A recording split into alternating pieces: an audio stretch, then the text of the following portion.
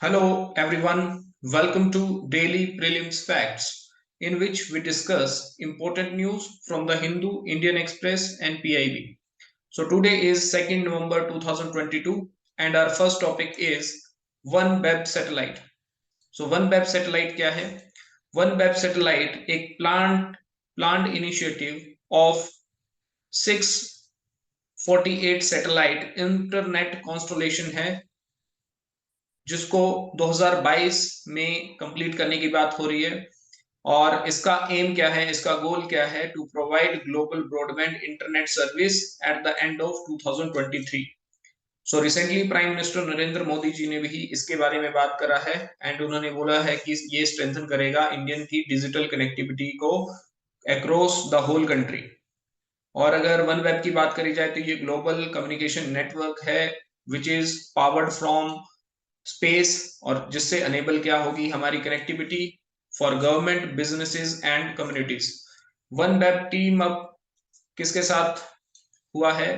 That is new space India limited NSIL, जो कि इसरो की एक ऑर्गेनाइजेशन है। So basically it is made up by NSIL, ISRO. Very important for the examination point of view. Second topic की बात करें तो सेकेंड टॉपिक है टू फिंगर टेस्ट। तो रिसेंटली सुप्रीम कोर्ट ने इस टू फिंगर टेस्ट को in the rape cases ban कर दिया है और इसको मेडिकल प्रैक्टिस से रिमूव कर दिया है। टू फिंगर टेस्ट है क्या? बेसिकली ये टेस्ट कंडक्ट किया जाता है चेक करने के लिए कि जो भी विक्टिम है उसका रिसेंट सेक्सुअल इंटरकोर्स हुआ है कि नहीं। सो ये बेसिकली विक्टिम कौन सी होती हैं? जिनका रेप हुआ है या सेक्सुअल असोल्ट हुआ है, तो बेसिकली चेक करने के लिए कि उनका सेक्सुअल इंटरकोर्स हुआ है कि नहीं, ये टू फिंगर टेस्ट करा जाता है। So basically evidence of the victim's sexual history is not material to case। सो ये अभी सुप्रीम कोर्ट ने बोला है कि जो भी आपको एविडेंसेस मिलेंगे, this is not material to the case. अगर इसके बारे में बात करा जाए तो ये invasive, unscientific and regressive practice थी जो अभी सुप्रीम कोर्ट ने बोला। And rape cases to goes whether a person is sexually active और वर्जिन, इससे केस से कोई लेना देना नहीं है।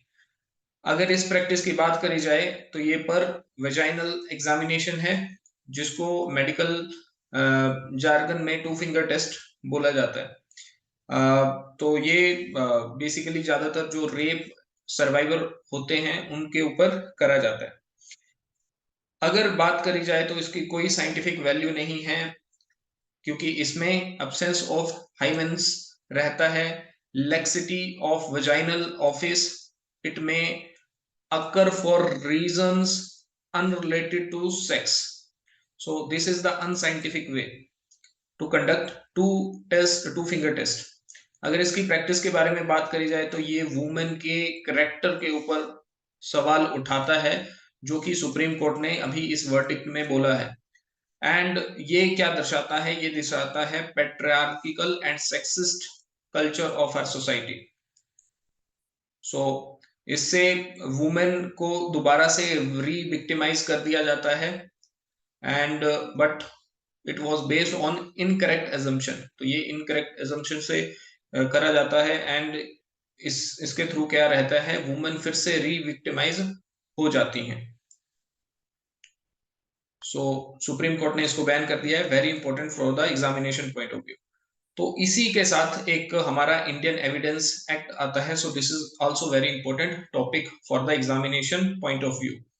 सो इंडियन एविडेंस एक्ट की अगर बात करी जाए तो ये 1872 में ये आया ड्यूरिंग ब्रिटिश राज, और आजादी के बाद भी हमने इसको कंटिन्यू रखा। और इसमें सेट ऑफ रूल हैं, allied issues governing admissibility of evidence in the Indian Court of Law। तो अगर इस एक्ट की बात करी जाए तो इसमें 3 पार्ट हैं। पार्ट 1 किससे डील करता है? रेलेवेंसी ऑफ द फैक्ट से। पार्ट 2 डील करता है fact which need to be proved orally evidence and document evidence, जिनको प्रूव करने की जरूरत है। Part 3 deals with proof, burden of proof, that is estoppel, witnesses and their examination. So ये 3 part है। बट अगर मैं सेक्शन 155 क्लोज 4 की बात करूं ऑफ इंडियन एविडेंस एक्ट की, तो इसमें rape survivor past sexual history को एक्सेप्ट किया गया है, और the rape accused could state that कि रेप सर्वाइवर जो है वो इमोरल कैरेक्टर की है and claim that she consented to the sexual act. So ये एक एक्ट था जो कि सुप्रीम कोर्ट ने बोला कि ये खत्म होना चाहिए, ये रिमूव होना चाहिए। तो सुप्रीम कोर्ट ने 2003 में after the recommendation of law commission 172 report इसको रिमूव कर दिया। But in 2013 JS Verma committee created after Nirbhaya gang rape case 2011, इन्होंने सुजेस्ट किया कि past relationship between accused and victim should be inept while deciding whether victim is consented or not। तो JS Verma ने committee ने इसको फिर से एक तरह से लीगलाइज कर दिया। तो अभी रिसेंटली गवर्नमेंट ने इसको कंप्लीटली बैन कर दिया है, so that is very important. Next जो टॉपिक है that is from the basic structure doctrine. तो अभी सुप्रीम कोर्ट में एक PIL है, और PIL को सुप्रीम कोर्ट ने एक्सेप्ट किया है कि ये जो right to freedom of speech and expression है, इसमें फर्स्ट अमेंडमेंट 1951 के दौरान जो चेंजेस करे गए थे, तो जिन्होंने PIL दायर करी है उनका मानना है कि ये डैमेज कर रहा है हमारे बेसिक स्ट्रक्चर डॉक्ट्रिन को। अब ये बेसिक स्ट्रक्चर डॉक्ट्रिन क्या है? बेसिकली हमारा कॉन्स्टिट्यूशन है, ठीक है। तो कॉन्स्टिट्यूशन को क्या चेंज किया जा सकता है? The answer is yes. कौन चेंज कर सकता है? पार्लियामेंट चेंज कर सकता है। बट पार्लियामेंट चेंज कर सकता है, the constitution has given the power to parliament to change the constitution, but parliament can not touch basic structure. Basic structure को टच नहीं कर सकता। This is the basic structure doctrine. तो अगर इसकी बात करी जाए तो इस PIL में क्या अर्ज किया गया है कि ये जो सेक्शन 3 क्लोज 1 सब close A and section 3 close 2 जो है और फर्स्ट अमेंडमेंट, ये बेसिक स्ट्रक्चर को डैमेज कर रही है, ये बेसिक स्ट्रक्चर को डिस्ट्रॉय कर रही है, ठीक है। तो दिस वाज द न्यूज। और अगर सेक्शन 3 सब क्लोज 1 और सब क्लोज 2 की बात करी जाए, तो बेसिकली इसमें दो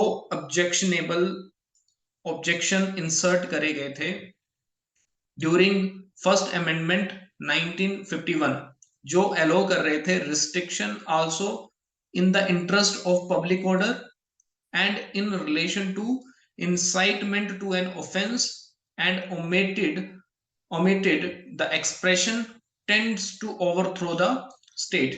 तो पब्लिक ऑर्डर के केस में और basically offence related to overthrow the state, ये दो ऑब्जेक्शनेबल इंसर्शन जो थी वो डाली गई during your first constitution amendment 1951। अब ये दो इंसर्शन जो हैं, इनसे एक section I that is 124A जो सेडिशन के बारे में बात करती है, 153A जो प्रमोटिंग एनमिटी के बारे में बात करती है, 295A जो मालशियस एक्ट्स के बारे में बात करती है intending to outrage religious feeling, and section 505 जो कि पब्लिक मिसचीफ के बारे में बात करती है of IPC from the vice on constitutionality.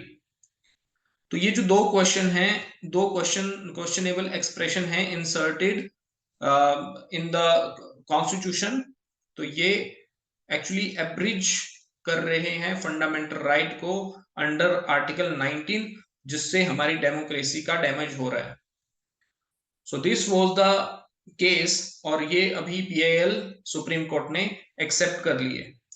और this amendment also neglect national security bye dropping the expression intend to tends to overthrow the state by radicalism, terrorism and religious fundamentalism. तो this was the case, और अभी देखते हैं supreme court इसमें क्या सुनवाई करता है। तो फर्स्ट अमेंडमेंट को अगर देखें तो इसमें क्या है, very important for the examination point of view. तो 1951 का जो फर्स्ट अमेंडमेंट आई थी, वो हमारा जो प्रोविजनल पार्लियामेंट था हेडेड बाय जवाहरलाल नेहरू, इन्होंने पास किया था। और इसमें कौन कौन से एक्ट अमेंड हुए थे, very important from the examination point of view. Article 15, article 19, तो इसी का अभी इशू जो है वो चला हुआ है। सो वेरी इंपॉर्टेंट, 85, 87, 174, 176, 341, 342, 372 एंड 377। और इसी अमेंडमेंट में article 31A and article 31B भी ऐड किया गया। 9th शेड्यूल को ऐड किया गया। क्यों किया गया? ताकि प्रोटेक्ट किया जा सके लैंड रिफॉर्म्स को। देखो, right to property was also the fundamental right at that time. और अगर बात करी जाए प्रॉपर्टी को एक्वायर करने की, तो गवर्नमेंट जो था वो प्रॉपर्टी एक्वायर करना बहुत ही ज्यादा मुश्किल था, बट गवर्नमेंट कर रही थी। 9th शेड्यूल को ले आई प्रोटेक्ट करने के लिए लैंड रिफॉर्म्स को, and it is what, property. Clear? But right to property को फंडामेंटल राइट हटाया गया है, इसलिए नहीं हटाया गया है कि right to property fundamental right था तो गवर्नमेंट प्रॉपर्टी एक्वायर नहीं कर पाती थी, इसलिए नहीं करा गया है। एक्चुअली जब राइट टू प्रॉपर्टी के बारे में डिस्कस किया गया कि इसको फंडामेंटल राइट होना चाहिए कि नहीं होना चाहिए, तो ये देखा गया कि फंडामेंटल राइट का करेक्टर क्या होता है। फंडामेंटल राइट का करेक्टर ये होता है कि उसको इजिली अमेंड ना किया जाए। तो बेसिकली जब राइट टू प्रॉपर्टी को देखा गया, तो इसको पता नहीं कितनी बार अमेंड कर दिया गया, मल्टी टाइम इसको अमेंड करा गया।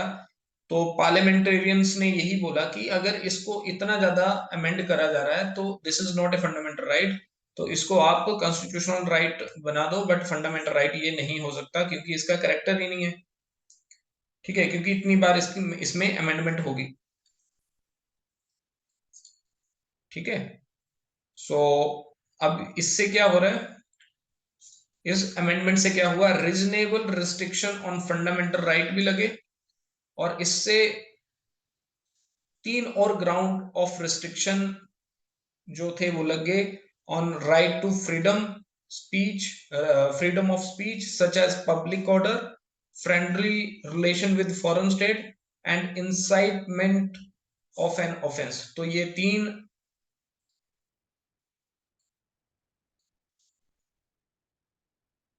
रिस्ट्रिक्शन जो थी फ्रीडम ऑफ स्पीच के ऊपर लग गई, और इसी के ऊपर अभी पीआईएल दायर करी गई है, और ये बोला जा रहा है कि ये बेसिक स्ट्रक्चर का वायलेशन हुआ है फर्स्ट अमेंडमेंट के through. So very important for examination point of view, तो इसको आप पढ़ के जाइए। Next topic is Sardar Patel. और अगर सरदार वल्लभ भाई पटेल जी के बारे में बात करा जाए, तो अभी जैसा कि हमने राष्ट्रीय एकता दिवस सेलिब्रेट किया ऑन 31 अक्टूबर। ठीक है, तो सेंट्रल विजिलेंस डे जो है वो भी हम सेलिब्रेट कर रहे हैं, वीक जो है वो भी सेलिब्रेट कर रहे हैं। और अभी रिसेंटली सीआरपीएफ 151 बटालियन ने अपना एक बाइक एंड साइकिल रैली जो थी वो एक तरह से स्टार्ट करी टू सेलिब्रेट राष्ट्रीय एकता दिवस, that is national unity day. तो नेशनल यूनिटी डे हमें पता है कि हम 31 अक्टूबर को मनाते हैं to celebrate the birth anniversary of Sardar Vallabhbhai Patel. Sardar Vallabhbhai Patel जी के बारे में बात करी जाए तो वो फर्स्ट होम मिनिस्टर थे और फर्स्ट डिप्यूटी प्राइम मिनिस्टर थे इंडिया के। सरदार का टाइटल उन्हें वुमेन्स ऑफ वर्दोली के द्वारा दिया गया था। और तो बेसिकली इनको आयरन मैन ऑफ इंडिया भी बोला जाता है, and chief architect of India steel frame, ये भी इनको बोला जाता है. The civil services and is remembered as patron saint of India's civil servant. So very important for the examination point of view. अगर बात करी जाए कॉन्स्टिट्यूएंट असेंबली जब बनी थी, कॉन्स्टिट्यूएंट असेंबली क्यों बनी थी? कॉन्स्टिट्यूशन को बनाने के लिए. सो बेसिकली बहुत सारी इसमें कमेटीज थी. तो सरदार वल्लभ भाई पटेल किन किन कमेटी के चेयरमैन थे? So advisory committee on fundamental right, इसके ये हेड थे. Committee on minority and tribal and excluded areas, इसके भी ये हेड थे. प्रोविंशियल कॉन्स्टिट्यूशन कमेटी, इसके भी ये हेड थे. सो very important for the examination point of view. इनको बिस्मार्क ऑफ इंडिया भी बोला जाता है, क्योंकि इन्होंने जितनी भी प्रिंसली स्टेट्स थी उनका यूनिफिकेशन किया. और बिस्मार्क ने किसका किया था? इटली का यूनिफिकेशन किया था. जो सरदार वल्लभ भाई पटेल थे वो आईएनसी के प्रेसिडेंट भी बने 1931 में कराची सेशन में. और इन्होंने खेड़ा कैंपेन में भी पार्टिसिपेट किया. गांधी जी के साथ नॉन कॉर्पोरेशन मूवमेंट में भी रहे. डांडी सॉल्ट मार्च में इनको अरेस्ट भी किया गया. इनको भारत रत्न मिला मरणोपरांत 1991 में. और इनकी बर्थ एनिवर्सरी को ऑब्जर्व किया जाता है राष्ट्रीय एकता दिवस, that is national unity day 2014 से. सो स्टैच्यू ऑफ यूनिटी भी न्यूज में है, तो स्टैच्यू ऑफ यूनिटी को भी एक बार देख लेते हैं. स्टैच्यू ऑफ यूनिटी को बनाया गया सरदार वल्लभ भाई पटेल जी को ऑनर करने के लिए ऑन साधु हिल. ये 182 मीटर लंबी एक प्रतिमा है जो कि रिवर नर्मदा के तट पर बनाई गई है, middle of the Narmada river. और अगर इसकी बात करी जाए तो ये tallest statue in the world है. और it is taller than spring temple Buddha of China and almost twice in size of the statue of liberty. और सतपुरा एंड विध्यांस माउंटेन रेंज का कोई व्यू भी ले सकता है यहाँ पे जाके. और जो कि क्या है, एक पॉइंट है जहां पे मध्य प्रदेश, गुजरात एंड महाराष्ट्र मीट करते हैं. और 12 किलोमीटर दूर यहाँ से एक गुरुदेश्वर रिजर्वायर भी है जो कि downstream of the Narmada dam के ऊपर है. इस स्टैच्यू के पीछे जो इंसान हैं उनका नाम है श्री राम वंजी सुतार, जो कि 93 ईयर ओल्ड स्कल्पचर है. और अगर इनकी बात करी जाए, स्टैच्यू ऑफ यूनिटी की बात करी जाए, तो स्टैच्यू ऑफ यूनिटी को 8 वंडर में डाला गया है by the Shanghai corporation organisation. Shanghai corporation organisation. So Shanghai corporation organisation में देखा जाए तो 8 मेंबर हैं. ठीक है, 8 मेंबर्स आर देयर. और अभी ये भी न्यूज में था 9th मेंबर अभी ईरान बन सकता है. India and Pakistan also the member. तो मेंबर कौन कौन है? India, Pakistan, China, Russia, Kazakhstan, Uzbekistan, Kyrgyzstan, Tajikistan. तो ये क्या है? मेंबर हैं, 8 मेंबर हैं.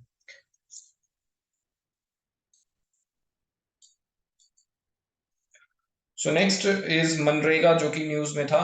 तो MNREGA stands for Mahatma Gandhi national rural employment guarantee scheme. So MNREGA जो है वो क्यों न्यूज में है? तो अभी इंटरनल स्टडी जो कि मिनिस्ट्री ऑफ रूरल डेवलपमेंट के द्वारा करी गई, और इन्होंने क्या बोला कि डिसेंट्रलाइजेशन होना चाहिए Mahatma Gandhi national rural employment guarantee scheme का. डिसेंट्रलाइजेशन का मतलब क्या है? डिसेंट्रलाइजेशन का मतलब है कि पावर जो है वो सेंटर में ही ना रहे, बल्कि पावर एक सेंटर से बाहर भी जानी चाहिए. अब बाहर कौन कौन है? स्टेट्स हैं. अब स्टेट भी क्या करते हैं? पावर जो है वो अपने पास रखते हैं. तो ये भी डिसेंट्रलाइजेशन है. तो ये भी अपनी पावर ट्रांसफर करें किसको? पंचायत को. किसको करें? पंचायत को. तो this process is known as decentralisation. ठीक है। सो और इसमें क्या होना चाहिए, फ्लेक्सिबिलिटी होना चाहिए ऑन द ग्राउंड लेवल। और इसमें क्या सजेशन दिए गए हैं, इसमें पहला सजेशन ये है कि डाइवर्सिफिकेशन होना चाहिए ऑफ परमिसिबल वर्क। ठीक है। ब्रॉड कैटेगरी ऑफ वर्क में be listed out, flexibility should be given at ground level to select the type of work as per broad category, और pay the fund to gram sabha, this is very important, in advance instead of centralisation of fund. अब state और centre क्या करता है, centralisation करता है fund का और अपने अकॉर्डिंग ग्राम सभाओं को सेंड करता है पैसे।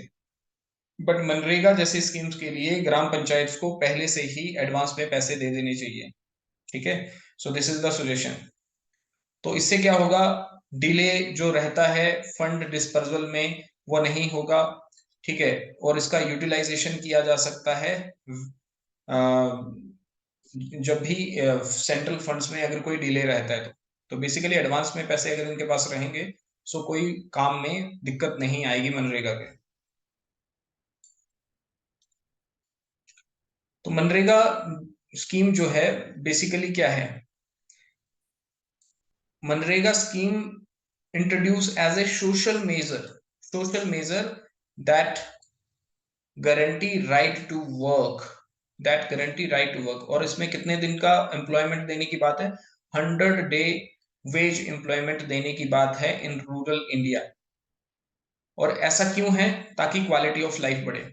अब देखो क्या है, जब लोगों के पास एम्प्लॉय, इसका ऑब्जेक्टिव क्या है बेसिकली मनरेगा का, जब लोगों के पास एम्प्लॉयमेंट होता है सो उनको वेजेस मिलते हैं, उनके पैसे मिलते हैं। वेजेस से वो क्या करते हैं, अगर उनके पास पैसा है तो वो डिमांड करते हैं। ठीक है। डिमांड करते हैं तो बेसिकली जो रूरल इकोनॉमी है उसमें बहुत ज्यादा पोटेंशियल है अभी। ठीक है। रूरल इकोनॉमी जो है वो अभी अनटैप्ड मार्केट है। बहुत सारे लोग जो हैं वो वहां पे डिमांड करेंगे तो उनका स्टैंडर्ड ऑफ लिविंग बढ़ेगा। ठीक है। तो रूरल इकोनॉमी में अभी क्या है, जैसे रोड नहीं है, रोड नहीं है तो कार भी नहीं होगी। ठीक है। रोड आएगा तो लोग कार भी लेंगे, तो कार लेंगे तो सर्कुलेशन ऑफ इकोनॉमी जो है वो चल पड़ेगा एक तरह से। ठीक है। So this is the basically objective of MNREGA. अगर इसके की ऑब्जेक्टिव देखा जाए तो generation of paid rural employment of not less than 100 day for each worker who volunteer for unskilled labor। तो जो भी अनस्किल्ड लेबर है गांव में उसको एक तरह से गारंटेड 100 डे का काम प्रोवाइड करना। और इसमें क्या रहेगा, जो रूरल इंफ्रास्ट्रक्चर है वो भी बढ़ेगा। तो वेल, पॉन्ड, रोड, कैनाल ये भी इंप्रूव होगा। तो बेसिकली इंफ्रास्ट्रक्चर अच्छा होगा। और इससे क्या होगा, जब लोगों के पास एम्प्लॉयमेंट होगा तो माइग्रेशन लोगों का अर्बन एरिया से रूरल एरिया से अर्बन एरिया को कम होगा। क्लियर। सो अर्बनाइजेशन जो हो रहा है वो भी एक तरह से इशू है गवर्नमेंट के लिए कि अर्बन एरिया में जो रिसोर्सेज हैं उनका कैसे यूटिलाइजेशन किया जाए। बेसिकली इतनी पॉपुलेशन हो जाती है, जैसे हम महानगरों की बात करें, दिल्ली, मुंबई, तो यहाँ पे इतना माइग्रेशन होता है लोगों का कि रिसोर्सेज जो हैं इन इन सिटीज के वो ढंग से यूटिलाइजेशन नहीं हो पाता। And this is a challenge for the government.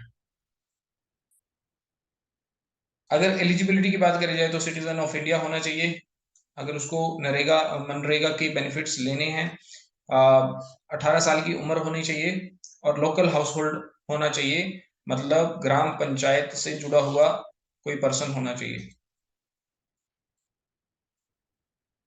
Next topic जो न्यूज में है that is capitation fee.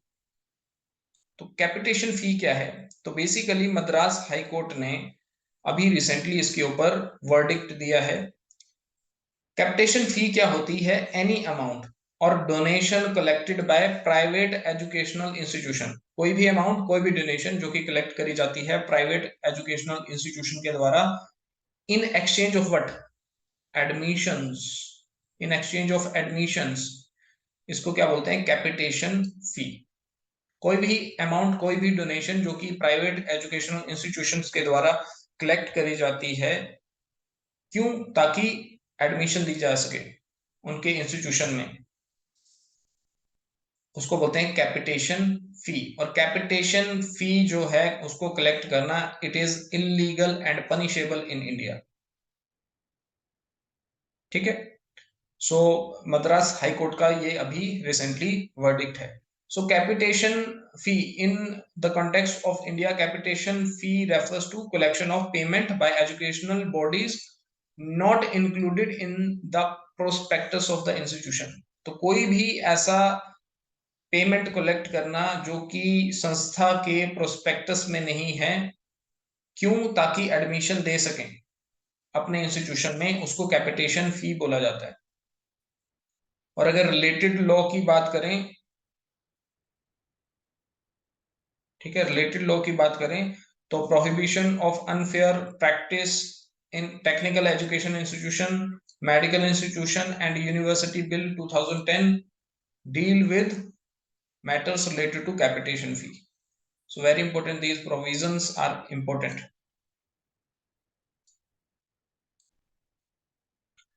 Next topic है हरित Aaykar initiative.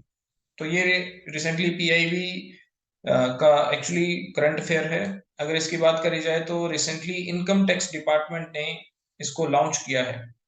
Income tax department Harit Aaykar initiative on the occasion of national unity day. So Harit का full form क्या है? हरित का फुल फॉर्म है हरियाली achievement resolution bye income tax. और इसको लॉन्च किसने किया है? Central board of direct tax. तो टैक्स दो तरह के होते हैं, एक होता है डायरेक्ट टैक्स, एक होता है इनडायरेक्ट टैक्स। डायरेक्ट टैक्स जो किसी इंडिविजुअल या किसी पर्सन से लिया जाता है, और इनडायरेक्ट टैक्स जो किसी गुड्स और सर्विसेज के ऊपर लगता है। तो जो आज की डेट में जीएसटी है, दैट इज इनडायरेक्ट टैक्स। तो जितने भी इनडायरेक्ट टैक्स हैं एक्सेप्ट एक्साइज ड्यूटी, ये किस में आता है? ये आता है जीएसटी में। और डायरेक्ट टैक्स किससे लिए जाते हैं? पर्सन से लिए जाते हैं, जैसे इनकम टैक्स, कॉर्पोरेट टैक्स। ठीक है, ये क्या है? Direct tax. तो इसका ऑब्जेक्टिव क्या है?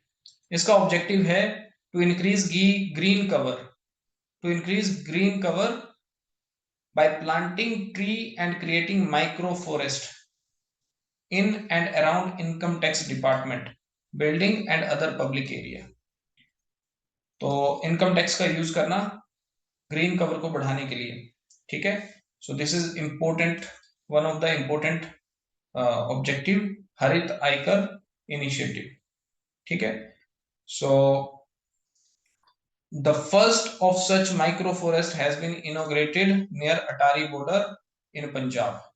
So very important for examination point of view, Atari border।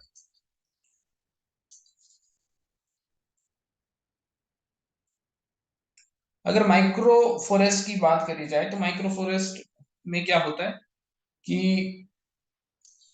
It is A small planted forest.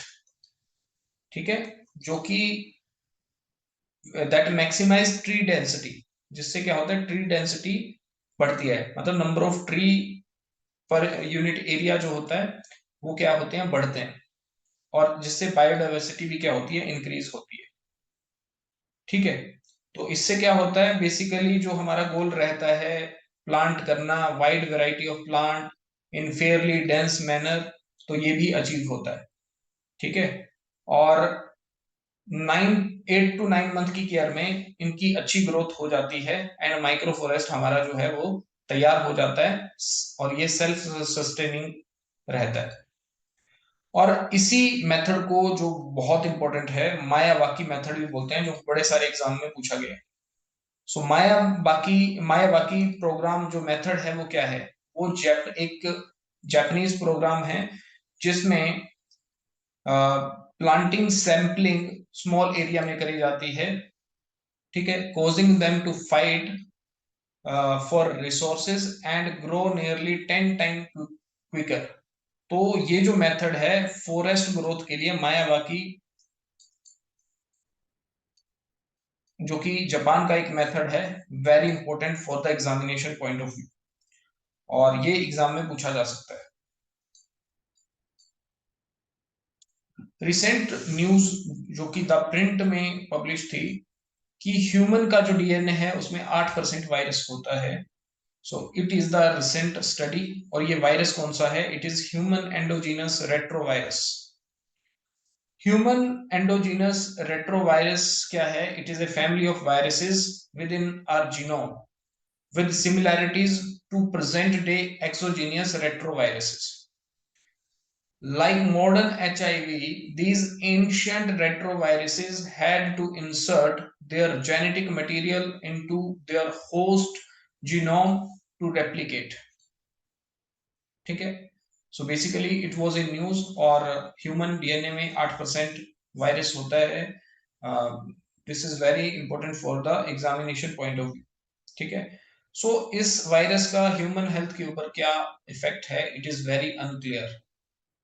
Sometime it is toxic to human, ठीक है, and while for other it can be healthy also.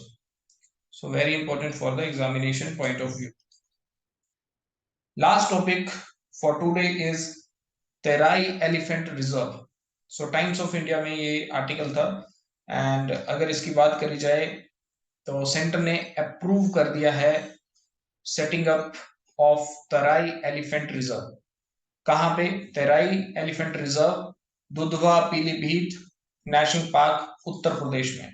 So very important for the examination point of view. Elephant reserve की अगर बात करी जाए तो इसको बनाया जा रहा है प्रोजेक्ट एलिफेंट के अंडर, जो कि एक सेंट्रली स्पॉन्सर्ड स्कीम है।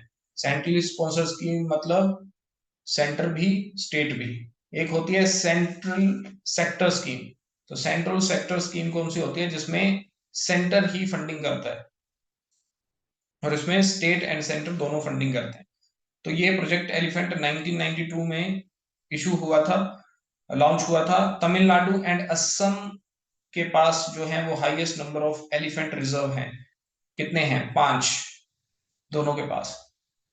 और अभी जो रिसेंटली एलिफेंट रिजर्व बनाए गए हैं वो है लेमरू जो कि छत्तीसगढ़ में है, अगस्त्य मलाई जो कि तमिलनाडु में है। और इंडिया का जो एशियाटिक एलिफेंट है उसका आईयूसीएन स्टेटस क्या है? एंडेंजर्ड। और इसको नेशनल हेरिटेज एनिमल भी रिकॉग्नाइज किया गया है और इसको हाईएस्ट डिग्री ऑफ प्रोटेक्शन दी गई है under schedule 1 of wild life protection act 1972 and appendix 1 of sites. तो ये साइट्स के बारे में आपको पढ़ना है, दिस इज योर होमवर्क। अगर इंडिया में बात करी जाए तो इंडिया में एशियाटिक टाइगर की पॉपुलेशन सबसे ज्यादा है, जो कि 30,000 वाइल्ड है और 3,600 कैप्टिव वंस हैं जिनको चिड़ियाघर वगैरह में रखा जाता है। तो this number is 3,600 and 30,000 we have wild Asian elephant. तो इंडिया में सबसे ज्यादा है, very important for the examination point of view. So that's it.